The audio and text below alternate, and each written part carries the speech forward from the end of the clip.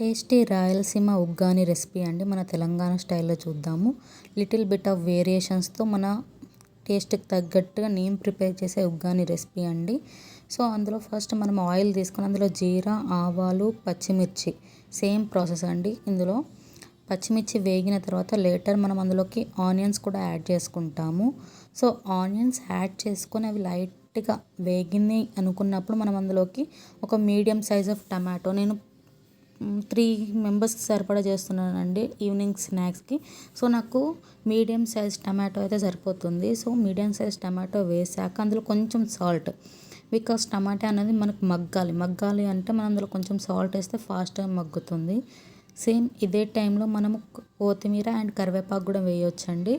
అవి వేసినాక అందులోకి కొంచెం అల్లం వెల్లి పేస్ట్, ఎందుకంటే ఫ్లేవర్ కోసము వేసేసి మనం కర్రీకి అయితే టమాటాను ఎలా మగ్గిస్తామో సేమ్ అంతే మగ్గిన తర్వాత అందులోకి మనము పసుపు కూడా యాడ్ చేసుకోవాలి.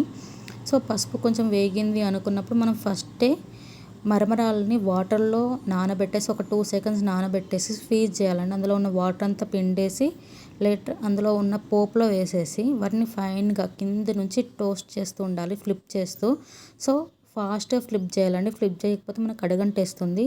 సో ఫ్లిప్ చేసిన తర్వాత దాని నుంచి మనం కొంచెం సాల్ట్ చెక్ చేసుకొని లెమన్ అంటే దీనిలోకి సాల్ట్ వచ్చేసి చాలా తక్కువ పడుతుంది, ఎందుకంటే మనం లెమన్స్ ఫీజ్ చేస్తాం కాబట్టి తక్కువ సాల్ట్ అండి. నేను ఫస్టే పల్లీలని వేంపేసి పెట్టాను, సో అవి కూడా యాడ్ చేశాను.